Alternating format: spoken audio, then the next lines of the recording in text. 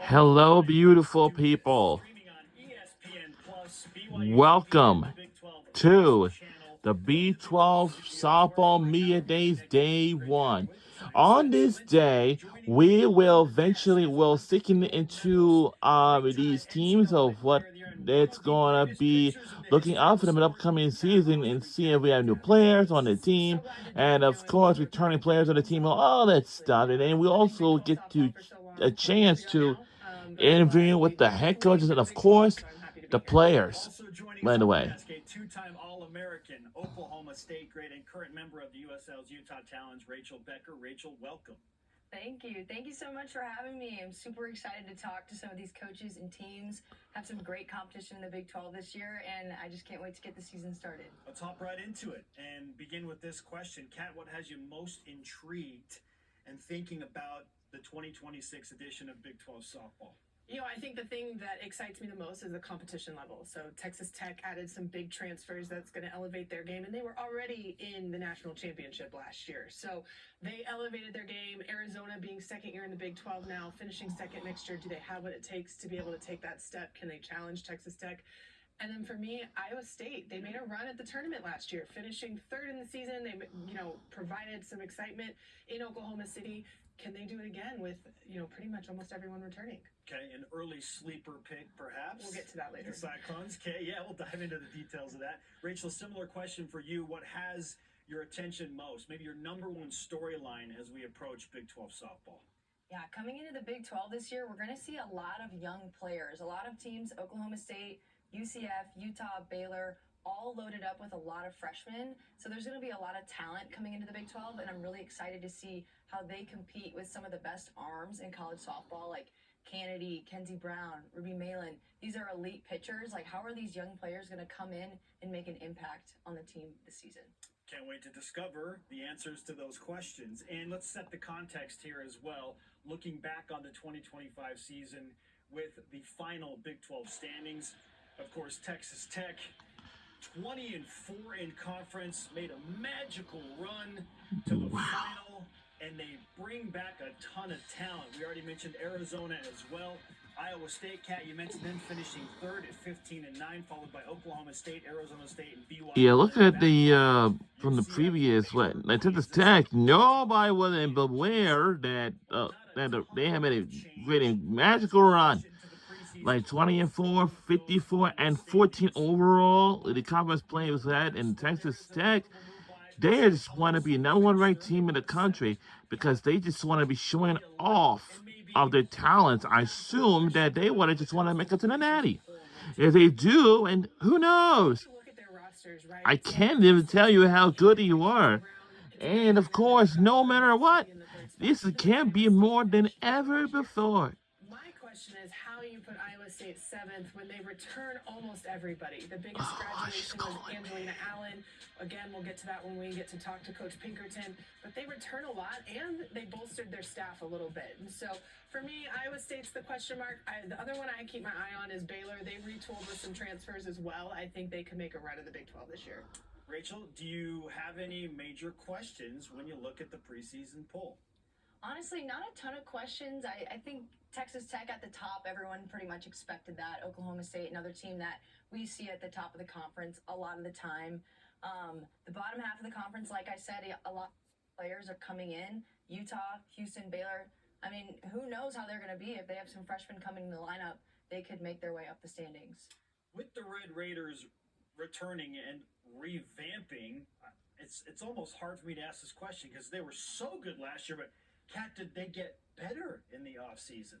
They did. Honestly, offensively, they added tools. You have Jasmine Burns, you have Mia Williams, you have Taylor Panel. They retooled and they added some offense, but I think the biggest piece is adding Caitlin Terry. Caitlin Terry getting nothing at their arms to now go in tandem with Nigeri Kennedy.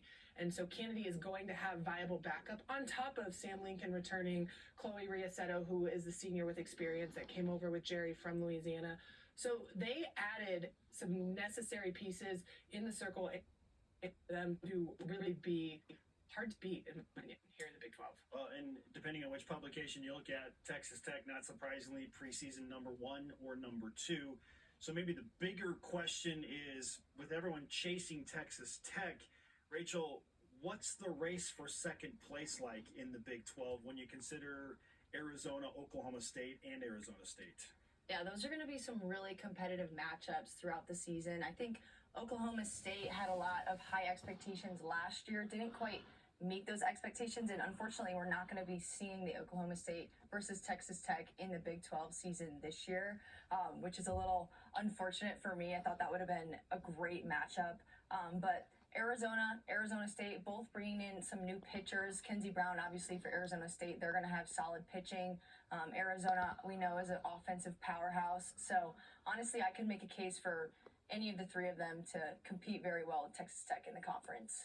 Let's have a look at the preseason all Big 12 team, and it is star-studded, to say the least. We'll start at the top and do this in alphabetical order, beginning with Reagan Shockey and Sydney Stewart of Arizona. We'll hear from them in just a moment.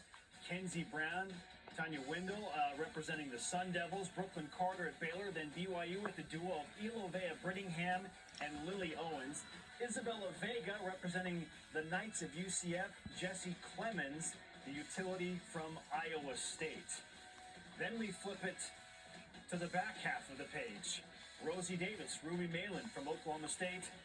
And then you see 7 Red Raiders from Texas Tech. Got 7 on the preseason all Big 12 team. Yeah, we knew they were, Jerry Glasgow was going to put up his entire lineup because he thinks they are all the best in the Big 12. And don't get me wrong, talent-wise, they are stacked. But yeah, Lauren Allred, who was at first last year, as we mentioned, Jasmine Burns comes in from Ohio State, Nigeri Kennedy. Texas Tech is loaded. Maya Davis, Alana Johnson, Taylor Pennell, Caitlin Terry. It just goes, the list is lengthy for good reason. Expectations, have they ever been this high in Lubbock? I don't think so. I can honestly say, other than last year when they brought in Nigeri Kennedy, the $1 million arm, obviously all eyes turned to Lubbock, Texas. But now Jerry Glasgow has added to that roster with not just some talent, with elite talent, and 4, 5, 6 of them, to where now all eyes are staring at Texas Tech and saying, show us what you got. So when we dig into the Red Raiders, is there any sort of weakness that you perceive on the team? And it might be impossible to spot, but if there is a question mark, where would that lie with the Red Raiders? I think for me, when you think about team chemistry and team culture and, bringing in transfers that are very talented is one aspect, but another aspect is bringing them into the team culture, setting the standards for Texas Tech, making them feel like they can play free and be themselves.